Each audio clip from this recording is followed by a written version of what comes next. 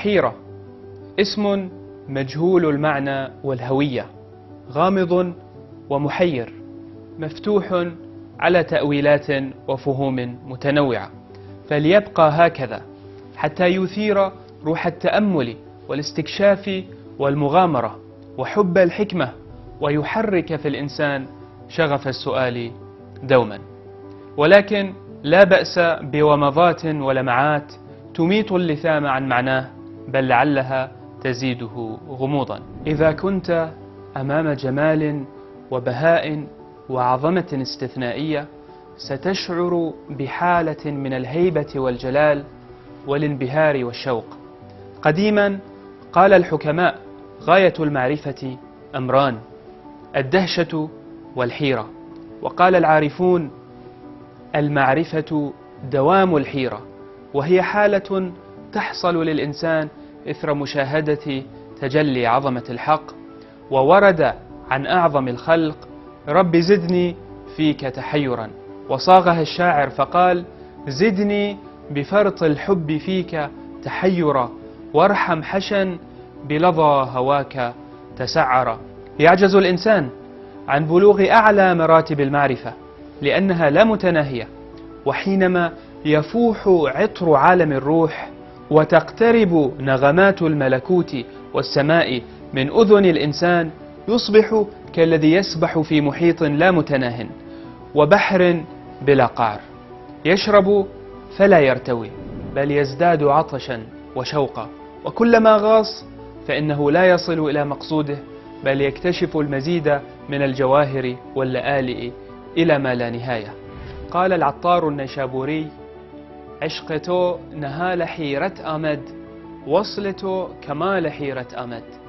فهي ليست حيرة التيه والضياع والشك، بل حيرة المعرفة والوجدان. فكل محب إذا تجلى أمامه جمال وحسن محبوبه بعد طول هجران وفراق ثم لا يتحير فهو أعمى. فالشيء الذي لا يبهرك ويصعقك ويأخذ بتلابيب قلبك لا قيمة له.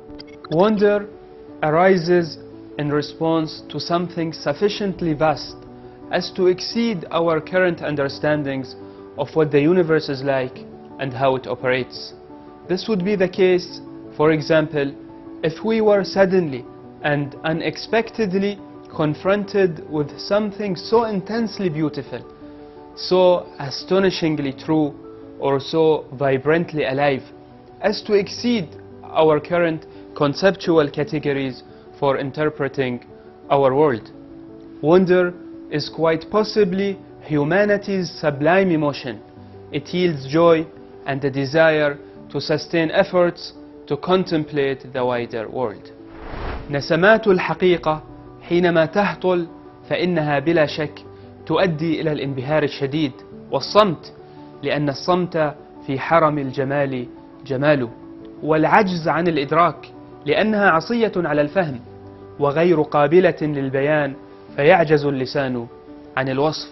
فكل معرفة خالية من الحيرة جامدة ولا يعول عليها، فهي إذن حالة تفاعل واندهاش بالتجليات اللامتناهية لسر الأسرار، للمبدأ الأول، للوجود الأسمى جل وعلا، وإن تعدوا نعمة الله لا تحصوها.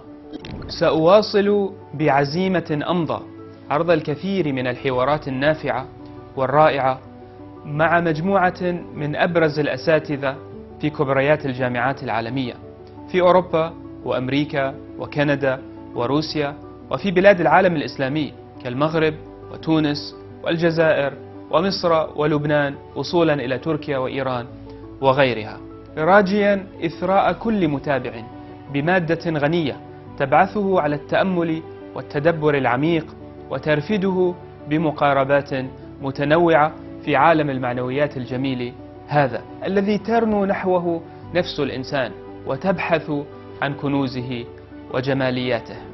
الهدف الأساسي هو التعريف بأرواح جميلة تجول بين الأديان، تتلمس الحكمة وتبحث عن الحقيقة، وتتحلى بقدر عال من الصدق والصفاء. التعرف على رحلات هؤلاء في البحث عن المعنى وفي الجد والجهد المتجلي في حياتهم، والذي يعبرون عنه في انشغالهم الفكري وسيرهم الروحي، كل هذا من شأنه أن يعزز من روحية الإيمان بالله والغيب، ويلفت إلى روعة وجمال الأبعاد الإيمانية والروحية لدى البشر، ويوصل المتعطش إلى شواطئ المعرفة والحكمة، ويعزز من حالة البحث والاستكشاف ودوام العروج نحو الأعلى والسير نحو الموجود الأسمى. كل هذا في زمن يسعى فيه الكثيرون لاتخاذ الدين وسيلة وألعوبة وسلعة يوجهونها حيثما اتجهت أهواؤهم، وفي غمرة فوضى إعلام يقدم الدين عنفا وإرهابا وتعصبا وتزمتا وتحجرا.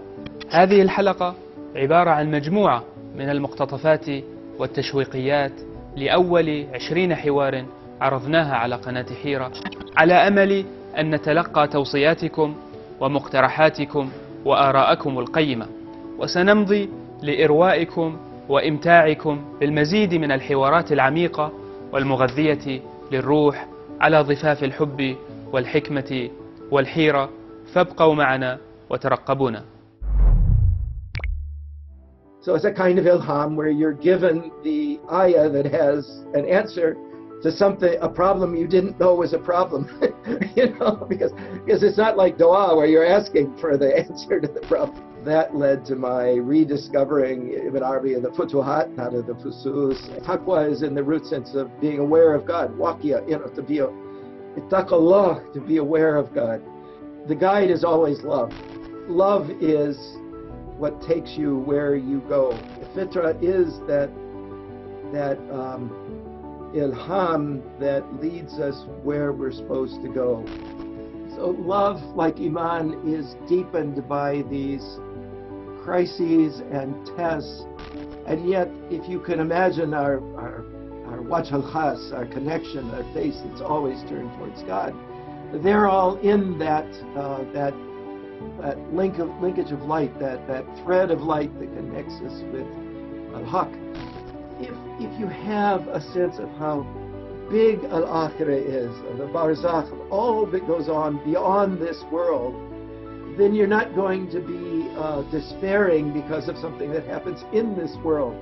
And every arif will tells you that, to siru fil ardi fandru kayfa kan. Just travel through the earth and reflect. And I love this word fandru, because nadar is both seeing things and then reflecting on them. I felt asastu nafas ar-Rahman min al-Yemen. We'd call it a cinema, a movie, that we're living this movie that we think we're creating, but we're in the midst of a movie that God's projecting through us. I'm talking about appreciating the times in life that put us in that night where we suddenly become aware of Nafas ar-Rahman in its infinite splendor and glory and beauty and intimate connection with each soul. ترى أعينهم تفيض من الدم مما عرفوا من الحق. That's the key part. تفيض من الدم مما عرفوا من الحق. That is, I've had so many experiences like that in so many places. So that's a blessing to be able to, spend your days reading someone like Quzat and really getting immersed in that world, or in the world of Ibn Arabi. You can never really, no matter how much you accomplish, or no matter how much you think you can accomplish, there are always going to be people out there who know a lot more than you. So it's a very good lesson for you, right? It puts you in your place completely, right? It has to do with becoming nothing, right? Zayn ham on danish ruz marg danish faqra saz hara barg, Rumi says, right? Of all the kinds of learning that you can have on the day of your death, it is only the danish faq, the knowledge, the science of poverty, that will provide provisions and supplies for the way. So going back to your origin means dying to yourself, becoming nothing, becoming no thing, right? Which is what we were before we came here. So to go back to that. That's the whole message, I think, of all of these teachers.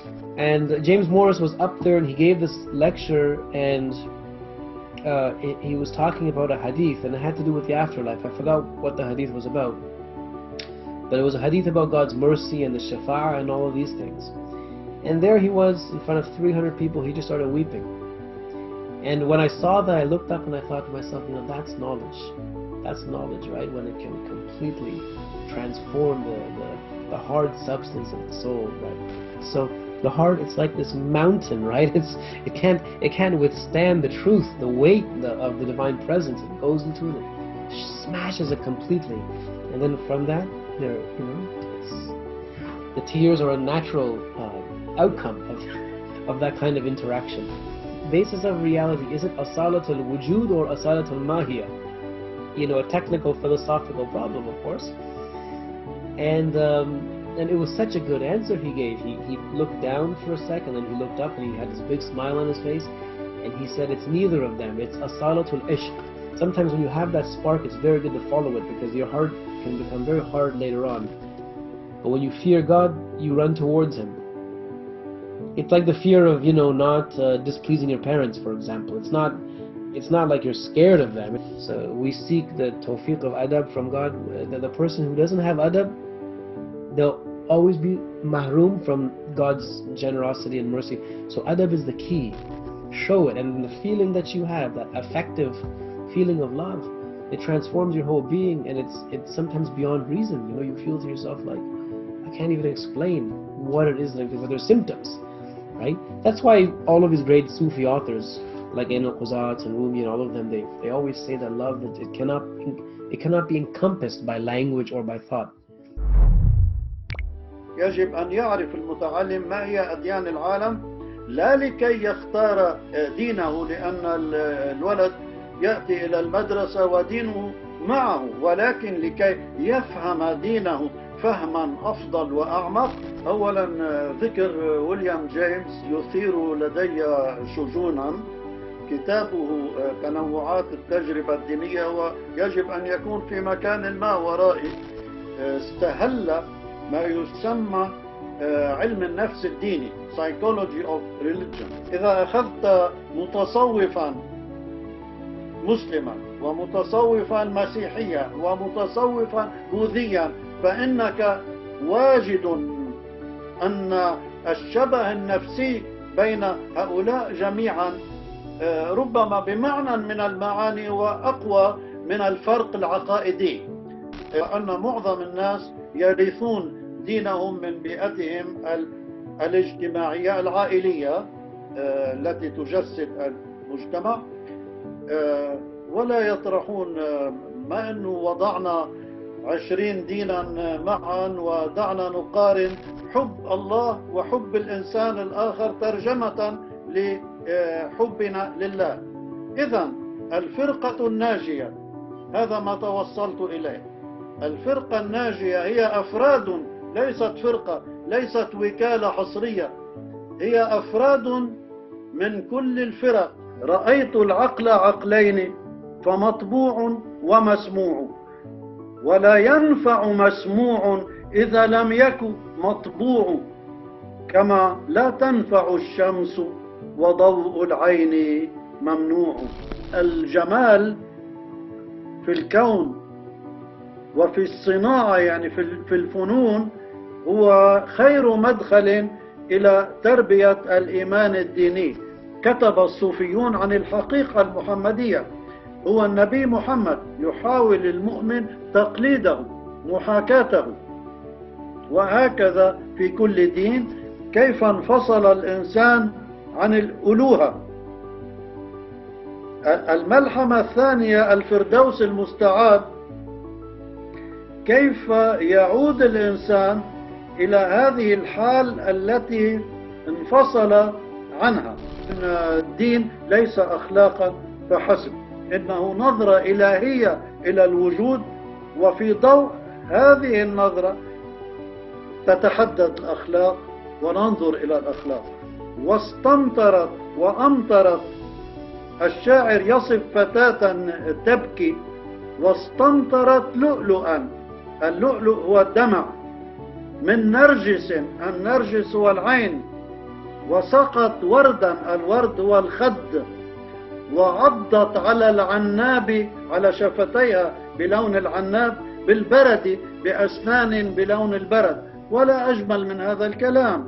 وفي النصوص الدينية نقع على قصص رمزية من هذا النوع. الشعر غير الفلسفة، كما قلت الشعر ضوح وجداني يمكن أن نصنعه بدموع، أما الفلسفة فهي منطق خالص. أعمق ما في الإيمان هو، نعود إلى ويليام جيمس، هو هذه الخبرة الشخصية الخاصة التي دعني أقول لا يباح بها لأحد، لكنها تحول صاحبها إلى نور صامت يتجلى في كل ما يفعل، وهو أفصح من كل كلام. To Sufism, which is a fascinating adventure all around. I was exposed to Jalaluddin Rumi, as many in America are, in what Rumi was saying, in how he was saying it. It was giving voice to that urge of the soul. In that moment that I was certain, I had certitude, yaqeen, about the veracity of the Islamic mystical, a sense of joy and sorrow and hope, all wrapped into one what felt like just a mere moment. The modern period wants us to think of our mind over here and our heart over here, and it wants to break the human down. It wants to separate us into pieces, and we don't function when we're separated into pieces. There's a verse, I will show them my signs on the horizon and in their souls. You know, we don't confuse the signs with God. The signs are pointers. Spiritual seekers, Muslims and Christians, we wrestle with the same questions. That's what I mean when I say the Quran is the word of God. It's the logos of God, that it facilitates the opening, the fath of our soul. Individuals who have opened themselves up to receiving God's mercy, who have thoroughly reflected and searched the interior of their soul through those experiences. I consider myself a Christian. I find a greater resonance of truth value with Ibn Arabi than I do with, and the more we open ourselves up to other people who are genuinely, seeking God, who are genuinely following the desire of the ruh to its source, then we become enriched by those journeys. We have to turn to God in prayer, and in that prayer, trust God's response to us and listen and discern what that response is. And because God is the one who guides us on the right path, I would rather trust in that than trust in my own ability to think through which way to go. What we could say was noble about Eliada is that he tried to get people to respect and appreciate what's true in other religions other than Christianity. God says, I will show you my signs on the horizon and in your soul. They can truly see and comprehend how creatures are ayat of God. Phrases and these statements of Halaj and Bastami and others were said in a state of wajd, in this state of fana. Does he mean that there is absolutely no connection between our idea of God and what God is in reality? I don't think Mullah Sadra would say, here, read the transcendental wisdom just for the sake of reading the wisdom, but read it so that you grow as a spiritual person, so that you become closer to God, so that you become aware of God's presence. Is that same source. You're drinking from the same fountain, but it's quenching your thirst in different ways because of how open you are to what that fountain is providing. Very early on, I developed this very deep interest in Eastern religions, especially in Buddhism, Hinduism, and Islam. I was brought up in a Catholic family, and there's four great personalities in my life, really, which is basically Krishna, Buddha, Jesus, and the Prophet Muhammad. So during my 20s, I moved to Paris to study at the Sorbonne. I lived amongst Sikhs, and and I'm very grateful for this experience, which actually taught me so much. Religious communities very often have a tendency to be centered around identity, and people like me who like to explore different religions and who are into arts and so on and so forth are not particularly welcome. Who has a certain taste for metaphysics, the path of the Ahlul Bayt has a lot to offer, definitely. Over time, I've become very skeptical of the way we divide the world into, Muslims on one hand, and then these other religions. Our access to knowledge is tainted by biases, by whatever we've been taught in our childhood, but whatever experience we have. You're praying within a building that reeks of mysticism.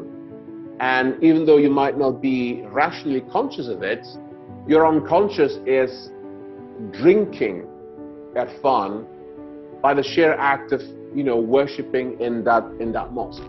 And when a civilization can do that, then yes, that's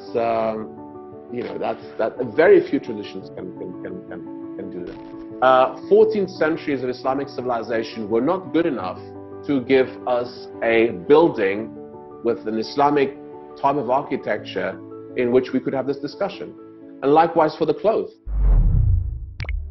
يجب أن يخاطبه بلغة شعرية، أي لغة إذا صح التعبير تصل إلى القلب، لأن فعل الإيمان هو فعل قلبي بامتياز. لذلك هي لغة لا يمكن أن تكون على إيقاع واحد وعلى نمط واحد، ويستحيل أن تنمط حتى على مستوى العلاقة مع الغير. هي رمزيات كبرى، هي مجازات كبرى مفتوحة دائما على معاني لا حدود لها على الإطلاق. هكذا أنا أفهم لغة الله في القرآن الكريم. كان يقول له وهو في هذا السن: اقرأ القرآن كأنه يتنزل عليك للتو. لماذا؟ كيف تدعي أنك حينما تفسر تقول يقول الله؟ انظر إلى أكثر التفسيرات وخصوصا التفسيرات الأولية. لكن المراد باليقين أعم، السعي دائما نحو اكتشاف الحقائق. إذا كانت اللغة الدينية لغة نمطية تسير على نمط واحد وعلى نسق واحد، كيف يختبر الإنسان قدراته؟ لأن في لغة المجازات التي لا تحيل إلى الوقائع مباشرة يكون للكائن البشري دور. عملية الاستخلاف أن المعنى ليس في الخارج، هو في الكائن البشري. نحن قلنا أن الطرق إلى الله سبحانه وتعالى بعدد أنفاس البشر، لا يمكن أن يكون هناك هوية واحدة وبالتالي طريق واحد. أن التوحيد فكرة نهائية ولا يمكن المس فيها، لكن اختبارك للتوحيد، اختبار الكائن البشري للتوحيد لا حدود له. إنه تحرر كامل للكائن البشري من كل عقدة نقص ومن كل عملية نقص، وتسامي وترفع لا حدود له.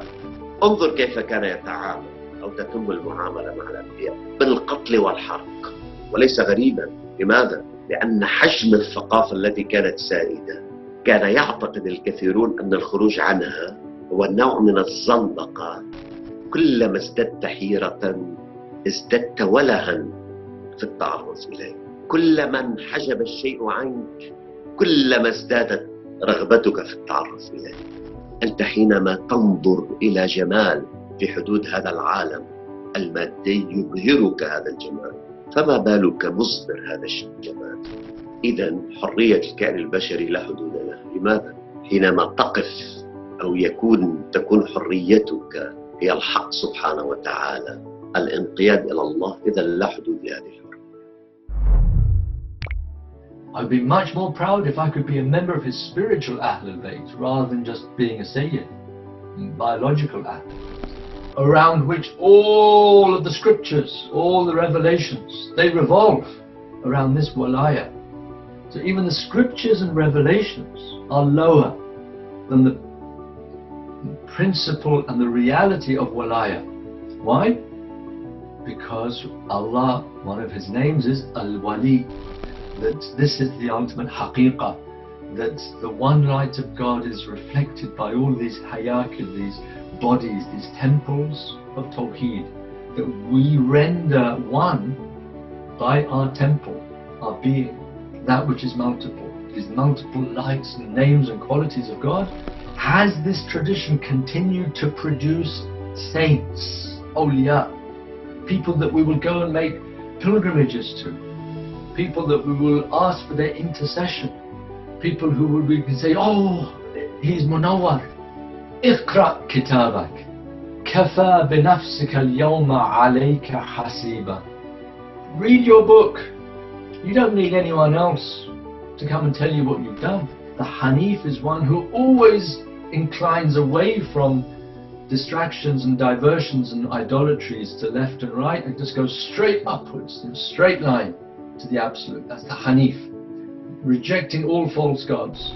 This gentleness of soul, this wisdom, this composure, self-control, all of these things are there in some. You can only be really tolerant and generous to somebody if you have totally dominated your own hawa.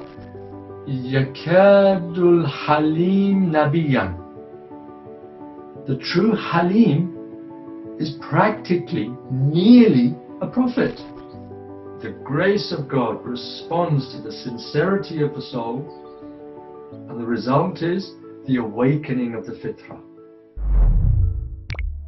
حتى الإشارات والتعبيرات الإشارية التي دونها أو دونتها شعوب على الصخور في أزمنة بدائية هي لغة ينبغي أن تفهم دلالاتها.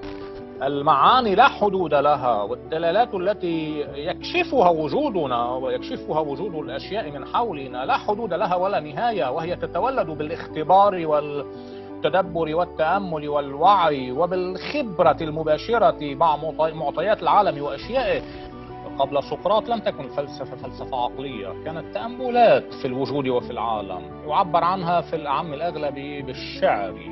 هايدجر مثلا كان صوفيا بامتياز، لأنه أراد أن يتأمل الوجود في تدفقه وفي سيرورته وفي حدثيته، لا في جمود مفهومه العقلي والذهني. نيتش ذاك الذي أصبح سبة في تاريخ الفلسفة، إنما أصبح سبة في تاريخ الفلسفة لأنه أراد أن يقول بأن الحقيقة لا تدرك بالعقل، وأن العقل الكلي الذي يجرد المفاهيم من العالم يضحي بالحياة إذا صح التعبير. حتى ابن سينا كان إشراقيا في أخريات أيامه. السهروردي إشراقي صوفي يؤمن بالتأمل طريقا إلى المعرفة، وبأن المعرفة إنما هي استبطان خالص. خليني أقول بعبارة كثير دقيقة، المعرفة تنبت في داخل الإنسان ولا تأتيه من خارج. كلنا نعرف أن البرهان العقلي الأرسطي القائم على نسق من الانشغال البرهاني ليس كافيا للإحاطة بحقائق العالم. هو يقدم لك الحقيقة في صورة مفاهيم. العالم لا يدرك إلا حيا متدفقا، وإدراك العالم حيا متدفقا لا يكون إلا بانخراط تام فيه من خلال المشاعر والأحاسيس والعقل. Translation of Nacho Balaga, and I like the character of Imam Ali alayhi salam as it was presented there, because it showed somebody who was a very multifaceted person. If this guy is really such a wonderful model to have, and he believes in God, then maybe there's some way that you can find to believe in God again. The idea of God that I found in the Urafa and then later in Islamic philosophy was much deeper than it's a collection of signs that can lead you, that can help to guide you towards God. And so that was another big breakthrough for me, that figuring out how to understand the Quran. I found, even before I became Muslim, I started reading some of these stories from the poetry of Molavi and Attar, and I find it really fascinating. What motivates is love for God. Even people who have views that I take to be completely false, I believe that God can show His mercy on those people and find some way to guide them even through their false beliefs. If anybody can go out on a dark night into the woods and look up at the stars in the sky and not feel awe of God, that person has a cold heart. I feel a lot of sympathy towards the atheists, because for many years I also had no belief in God at all. Getting rid of egoism, getting rid of worldly attachments. These are the things that make people behave in unethical ways. لو المجتمع انصرف إلى نموذج مادي إقصائي محتكر للحقيقة المطلقة، هي الإشكال في السلطة الواحدية التي تحتكر الحقيقة وتريد قمع الآخرين.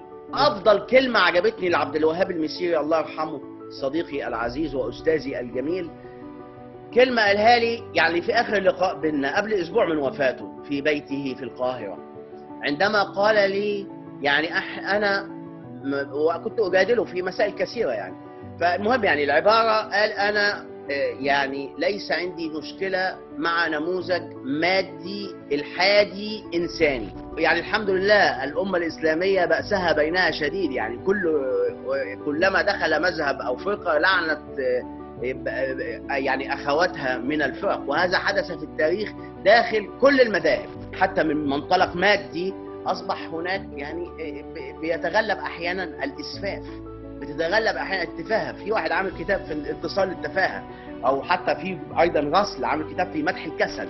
أنا يهمني يكون توافق النموذج، بهستخدم كلمة المسيري، النموذج الديني أو النموذج المعرفي متوافق مع الإنسانية.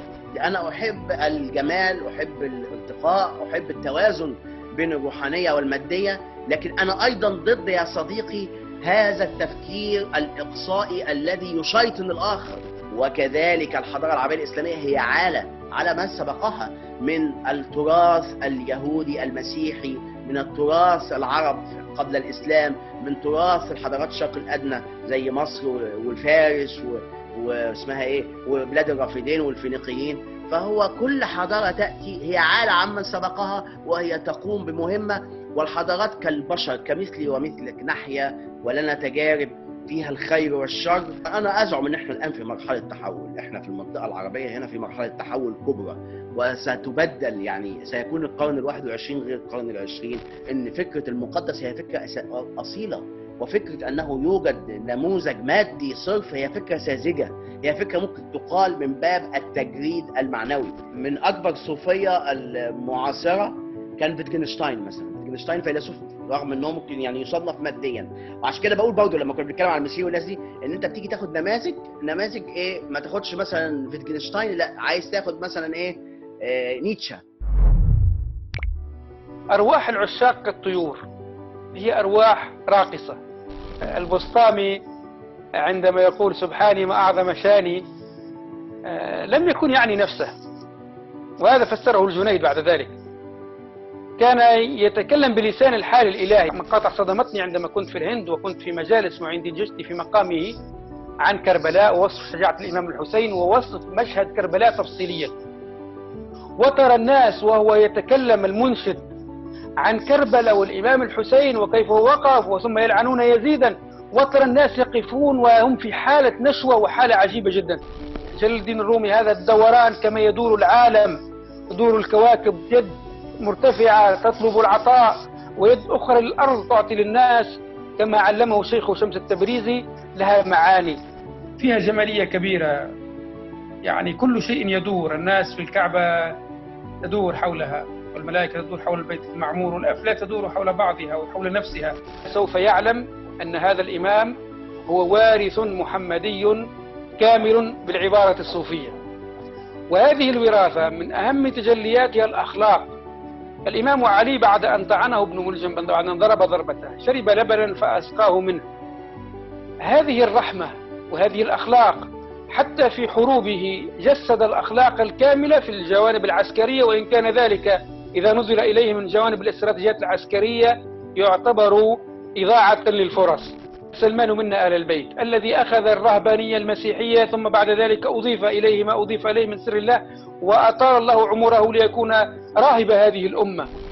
وأهل التصوف امتازوا في تاريخهم بهذه المحبة لآل البيت، بل أن السنة الحقيقية هي سنة محبة لآل البيت. فالطرق هي نوع من الجامعات، يعني المساجد لله، ولكن هذه جامعات إلى صفاء القلب، إلى الصفوة من الناس، منه إلى لباس الصوف. وأذكر مثل ذلك أن الإمام أبا الحسن الشاذلي كان يلبس لباسا جميلا جدا. كتب أرسطو عن الأخلاق، تكلم الإمام علي عن الأخلاق، وقبله رسول الله كتب الجاحظ عن الأخلاق أيضا. أعتقد أن التصوف هو سلوك بالإنسان نحو أخلاقيات ربانية وتجليات لصفات رحمانية. سيطرة التكنولوجيا، أصبح الإنسان كأنه سيبورغ، يعني كأنه نصف آلي. غياب قصة الجدة، غياب لمسة الأم، غياب الخيال، غياب اللعبة، حتى الصور المتحركة اللي تعرض على أطفالنا فيها تجليات الأسماء الجبروتية ترتبط بأحوال محددة. أعطيك مثالا، كيف أن الجمالية تتجلى في الجبروتية، كيف يتجلى سر العفو في المنتقم. الإمام الحسين وهو يقف موقفه في كربلاء كان يجلي المعاني الجمالية في قمة مقام القبض، كان في حال الوسط مع الله سبحانه وتعالى. كمال على حسب العبودية لا على حسب الربوبية، أي كمال عبد كمله ربه لا يبلغ ذلك من كمال الله شيئا، ولكن الله جل في مرآة ذلك المخلوق شيئا من كماله. إني أريدك يا كلا لتكويني، يا خالق الماء نار العشق تكويني، أنت الجميل وأهل الله قد عشقوا، من لي سواك خمور العشق يسقيني. إني أريدك لا الجنات أطلبها، والملذات عند الحور تعنيني. الخمر ترمز إلى حال مع الله لا تستوعبه العقول. الخمر هو نوع من الدنو من الله يؤدي إلى سكر الحواس بالجمال الإلهي وإلى انصرافها بالكلية عما سوى الله، فهي خمر في القلوب وليست خمرا في الكؤوس، خمر تنجلي بها المعاني ولا تغيب بها الأذهان. إن الله سبحانه وتعالى بعث هذا الدين ختاما للأديان وشاملا لها، ولكن هل أوصل المسلمون هذا الدين بصورة جميلة مقنعة بحجة هادئة؟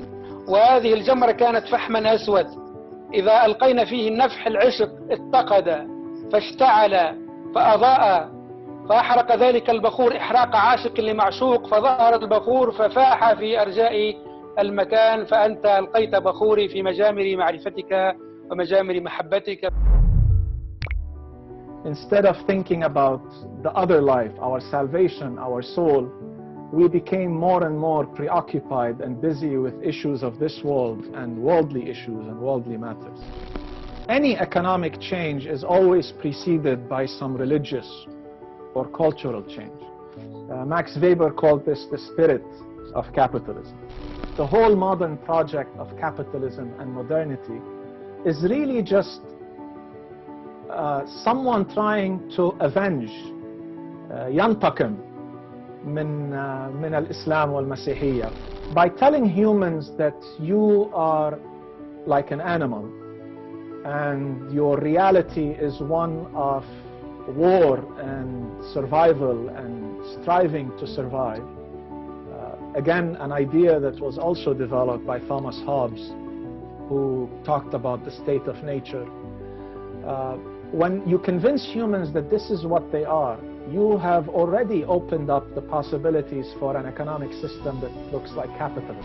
It tells us that every time a prophet was sent to a community, the first group that will fight the prophet were the ruling class, the elite class, the rich class, not using false advertising, not overpricing, not taking advantage of your buyers. And at the same time, on the buyer's side, that buyers have to feel with the seller, that sometimes not all sellers are predatory, that some sellers sometimes they're in a tight spot and buyers have to feel with them. So this reciprocal relationship between a buyer and seller, عن تراض منكم, by the Prophet, التجارة تسعة أعشار الرزق. Now this can be explained in both ways. And if who you are trading with is God, then that should put on you a grave responsibility. When God uses trade to explain one of the most intimate relationship between a believer and his creator, then God is using a model that he must definitely feel very highly of. Vicegerency, responsibility, piety, justice, virtue. And anytime you break any part of this formula, the whole formula breaks apart. There is no God, then everything is permissible. In a sense, virtues will be non-existent in a world where God doesn't exist. They say trust is profitable. So the very idea of trust is only useful if it adds to a company's profit. By the way, Adam Smith does believe in virtue, and he does believe in people being compassionate and sympathetic to one another. Imam Ali is saying, if you are in a market and you are engaging in some market transaction and you see that by lying this will increase your profit, then you should not do that act, because there is something higher than the market. Marxism and capitalism at their core are really one and the same philosophy. They are not different. They're both materialistic, they're both individualistic, they're both relativistic, and they both do not believe in an absolute, in the divine. When you enter a market and you're trading, interacting with others in the market, always imagine as if you're interacting with God, as if you're trading with God, because then you would learn to put everything in its right place. My dear son, so far as your behavior with other human beings is concerned, let yourself act as scales or mizan to judge its goodness or wickedness. Do unto others as you wish others to do unto you. In my article where I discuss this, I say the golden rule has existed in all societies across time, but nowhere is it most eloquently expressed than with Imam Ali. It's a balance that balances the remembrance of God and the self and others and nature all in a interconnected relationship where each side benefits from the other side. It's a unified whole, basically. Being responsible means you have to work on yourself in such a way that when you come out to the world as a mizan or a mirror, you have the greatest positive influence on others that you can possibly have.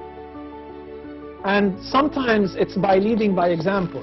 While in modernity, the very act of giving advice to someone, you are frowned upon. Someone will come and tell you, you have no right to interfere in my life. You have no right to judge me. Offering advice is not judging. Some people are self-righteous. They behave in such a way, we own the truth, we know the truth, and everything we do or say is the right thing. But this drives away people from around you. And interestingly, Karl Marx, and this is probably one of the points where we may find some commonalities with his thought. When he discussed usury also, he said that this is one of the worst manifestations of capitalism. For the most part, unfortunately, what passes as Islamic banking in today's world is not Islamic banking. In fact, capitalism is a system built in such a way that if you decide to use virtue, the system will stop you from doing that. اگر انسان خودش رو نشناسه، شناخت بقیه جهان هیچ سودی نداره و اگر خودش رو بشناسه، نشناختن بقیه جهان هیچ زیانی نداره. بنابراین کسی مثل سقراط و شاگردش افلاطون بیشتر تأکیدشون بر جانشناسی است تا بر جهانشناسی. یک بخش عظیمی از میراث عرفان غرب جهان اسلام ببینیم اصلا ربطی به انسان نداره. اونقدر که بحث میکنن از مباحث وجود، اونقدر که بحث میکنن از جهانشناسی، هرچه بیشتر بشه تعداد پرشمارتری رو ما وارد فضاهای معنوی، فضاهای روحانی و فضاهای لااقل اخلاقی بکنیم بهتره.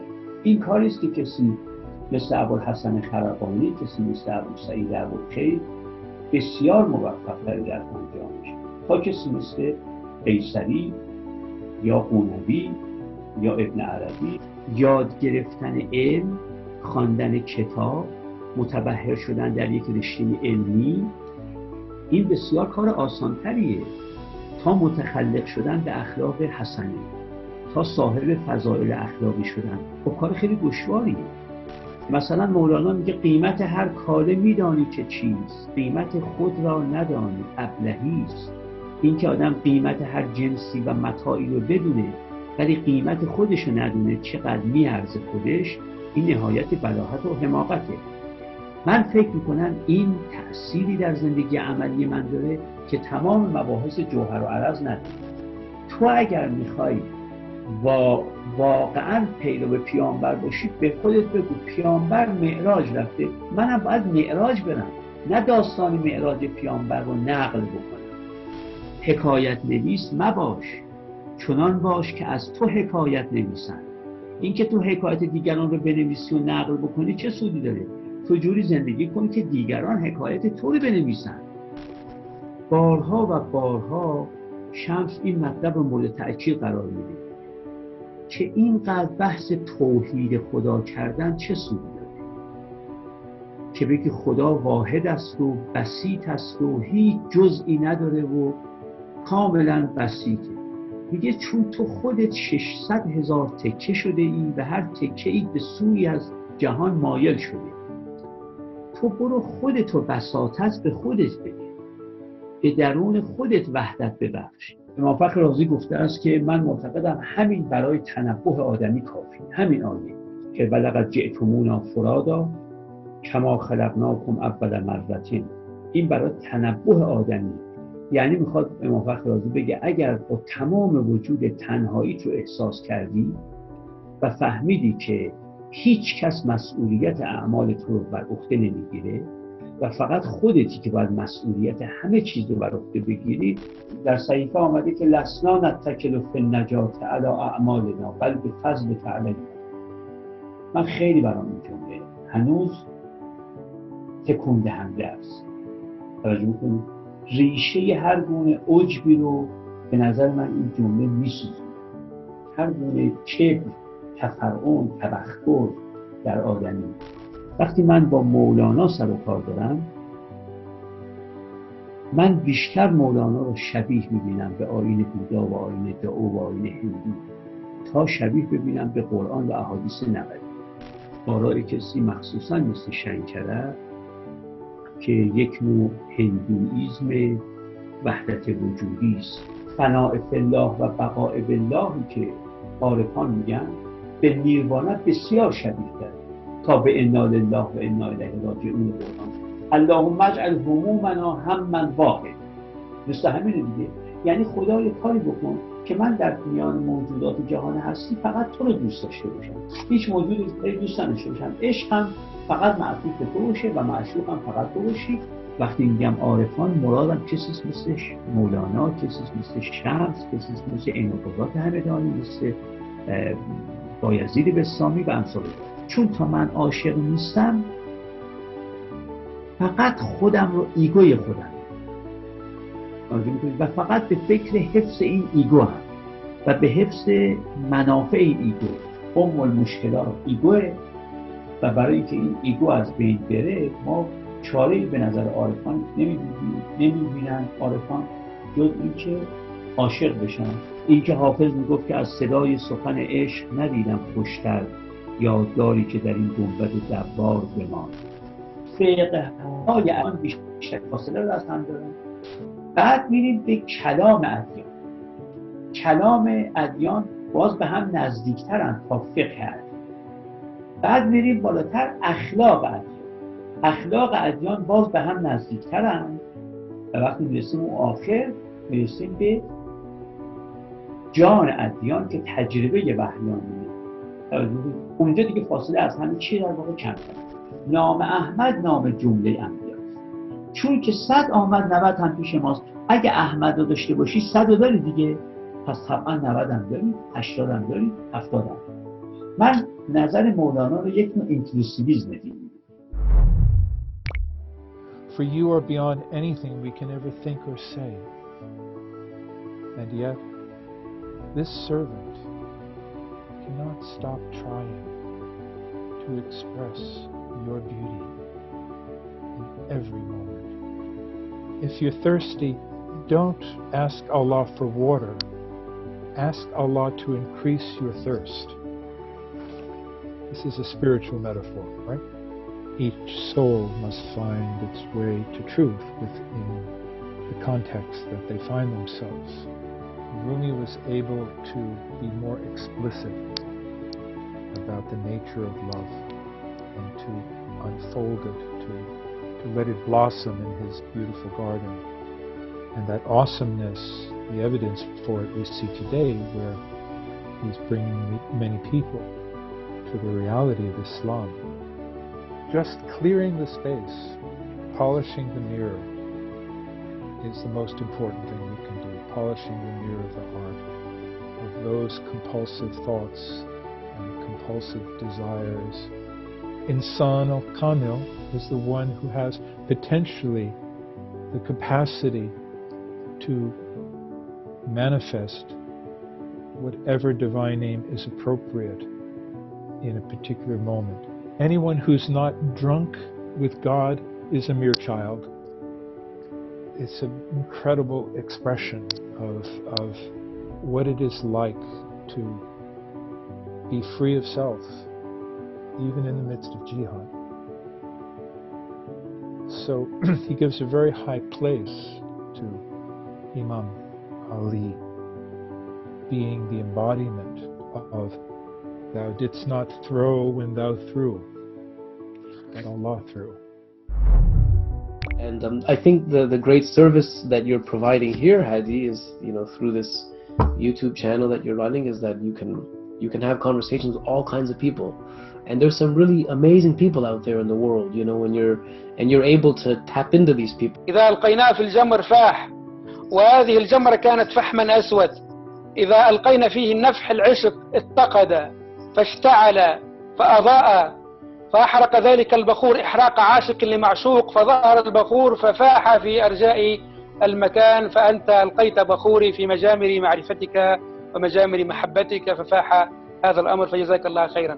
خوشحالم که در خدمت شما و همه شنوندگان و بینندگانم و سپاسگزاری میکنم از شما که واسطه شدید برای اینکه من بتونم برای مخاطبان غیر ایرانی هم چیزکی عرض کنم، مطلبی گفته باشم و از نظراتشون بعداً استفاده کنم. شكرا. أنا أبارك هذا المشروع الفردي الشخصي الذي تقوم به، واللقاءات الشخصية مع المفكرين هي أمر مهم جدا. في اللغة الإنجليزية أعرف كتبا نشأت من حوارات. أنا أشكرك على هذا المشروع وأدعو له نجاح باهر لعله يصير مجموعة وثائق. جميل جدا، سعيد شكرا. بك يا هادي، وحوار جميل كان ولطيف، ونرجو ان احنا نشوفك على خير. I of course want to thank you very much for your time, your effort.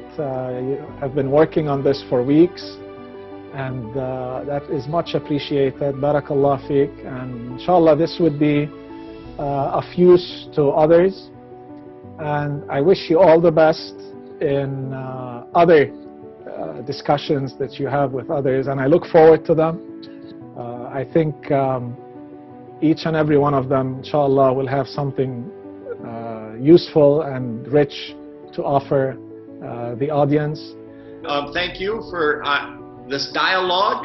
I hope, I'm sure all your viewers would share with me, you have a gentle and yet a very bright mind that you bring forward, and curious mind, and but you're gentle as you guide those who you interview through some topics.